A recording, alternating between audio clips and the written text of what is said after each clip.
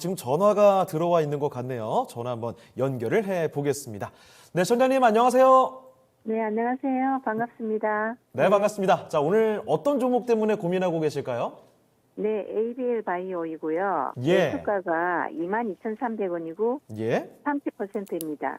22,300원이요? 2,300원요?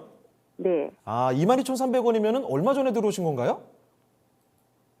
죄송해요. 제가 잘못 적었어요. 예, 얼마신가요? 29,100원인데. 29,100원이요. 네. 예, 그럼 20% 갖고 계시고. 네. 자, 30%. 그 매수하신 시점이 그럼 어느 때예요? 1년이 넘었습니다. 1년이 지금. 넘었습니까? 네, 예, 네. 에이벨 바이오. 자, 그러면 오늘 장에서도 7%가 좀 넘게 밀려서 22,600원에서 마무리가 됐습니다. 손실이 좀 제법 커져 있는 상황인데, 네. 지금 어떤 점이 가장 궁금하세요? 글쎄, 저는 이제 그 11일부터 14일까지 아마케가 있다고 그래서 예. 그동안에 며칠 쭉 올려줬거든요. 예. 그런데 오늘 갑자기 7%를 또 이렇게 마이너스가 되고 이래서 맞아요. 네. 그 단기 목표가를 얼마를 봐야 될지 이번에 못 팔면 예. 그 뭐 중장기로 보면 장기로 뭐 중기로 보면 예. 그 매도가가 얼마나 될지 그게 알고 싶습니다. 알겠습니다. 12월 들어서 이 종목이 사실 주가 흐름이 좀 좋게 나왔었거든요. 말씀해 주신 네. 대로 최근 들어 잘 올라가다가 오늘 갑작스럽게 좀 빠지는 바람에 이거 어떻게 될까 좀 걱정이 다시 커지셨을 것 같습니다. 자, 그러면 에이벨 바이오 과연 이 종목 어떤 전략으로 가져가야 될지 살펴드릴게요. 네. 예. 자, 강재현 운용력께 여쭤보도록 하겠습니다. 자, 운용력님, 에이벨 바이오 지금 1년 넘게 보유를 하고 계신다고 하는데 29,100원에 20%입니다. 손실을 좀 줄여가다가 다시 또 커져가는 구간이네요. 에이벨 바이오 이제 어떤 전략으로 대응을 해야 될까요? 뭐 오늘 이제 7% 빠져가지고 예. 걱정하신다고 하시는데 네. 사실 최근 야채 거래 동안 27% 정도 올라갔거든요. 맞아요. 그러니까 오늘 7% 하락이라는 부분은 사실 요 최근 들어서의 강세에 비하면은 당연한 조정 정도로 생각하셔야 되는 거고 예. 이제 ABA 바이오라든지 이제 어제도 그렇고 이제 최근 들어서 사실 이제 제약 바이오 쪽에서가 이제 뇌질환 관련된 회사라든지 네. 이제 종양, 암 관련된 회사라든지 이런 쪽에서 현재 부각이 좀 되고 있는 그런 케이스입니다. 예. 그러니까 이게 어떻게 보면 그동안 코로나로 인해서 이제 코로나 백신 치료제만 시장에서 주목을 받다가 맞아요. 이제 그쪽이 이제 어느 정도는 이제 어느 정도 이제 위드 코리아가 되고 있고 어느 정도 그쪽은 이제 결국은 이제 어느 정도 이제 해소될 네. 거다라고 생각하니까 이제 사실 이런 암이라든지 뇌질환이라든지 쪽은 임상 실험 자체를 못했었거든요. 네. 그러니까 그게 가능해진다는 부분도 앞으로의 기대치를 가질 수 있는 거고 예. 이제 이럴 때 되면 사실 시장에서 제약바이오 같은 경우는 JP모건 컨퍼런스 있지 않습니까? 그렇습니다. 그러니까 여기서가 이제 아무래도 모멘텀을 좀 받을 수 있는 그런 케이스다 이렇게 보시면 됩니다. 그래서 예.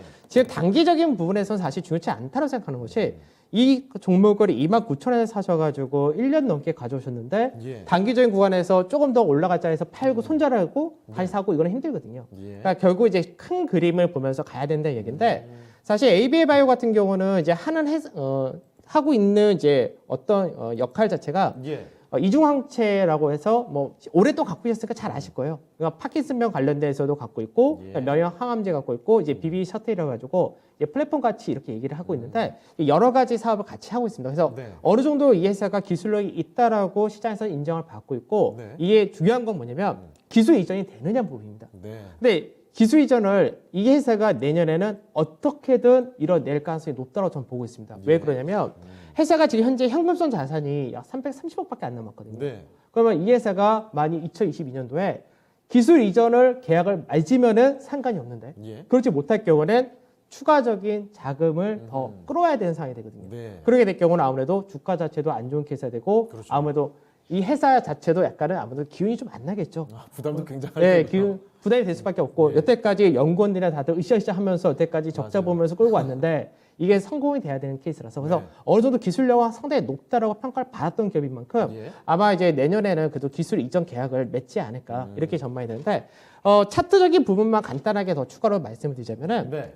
지금 사실 이게 회사가 이제 예전에 공모가는 15,000원이었는데 네. 공모가 대비해서도 사실 별로 주가가 올라간 부분은 없다고 보셔도 됩니다. 그래서 이 회사가 계속해서 박스에서 거의 흐름을 보여주죠. 그러니까 공모가 구간대에서는 저점을 늘 만들어줬고 예. 그다음에 이제 강하게 움직일 때는 4만 원짜리대에서 움직였었는데 지금 딱 움직이는 자리대가 중간 마디 정도입니다. 예. 그래서 최근 들어서 중간 마디대를 회복한 그림이다라고 보셔야 되고 최근 들어서 단기 상승하면서 조정을 받았다 하더라도 이 라인대는 추세 저항을 받으면서 이제 네. 나중에는 돌파가 나올 수 있는 그런 자리이기 때문에 더군다나 이번 주 거래량도 상당히 좋은 그런 모습을 보여줬다가 되죠. 예. 그래서 AB바이오 같은 경우는 우선은 지금 현재 고가 단기적인 매물이 있는 자리대 25,000원 마디 지수가 있는데 이 라인대 넘어가면 최소 중간 마디까지는 올라간다가 됩니다. 그래서 3만 원짜리 때까지는 어렵지 않을 것 같은데 예. 이 자리대 왔을 때 이제 기술 이전이나 이런 것들이 맺어진다면 네. 주가 자체 탄력 있게 더 큰 상승을 보여줄 가능성도 있다고 보는 거고요.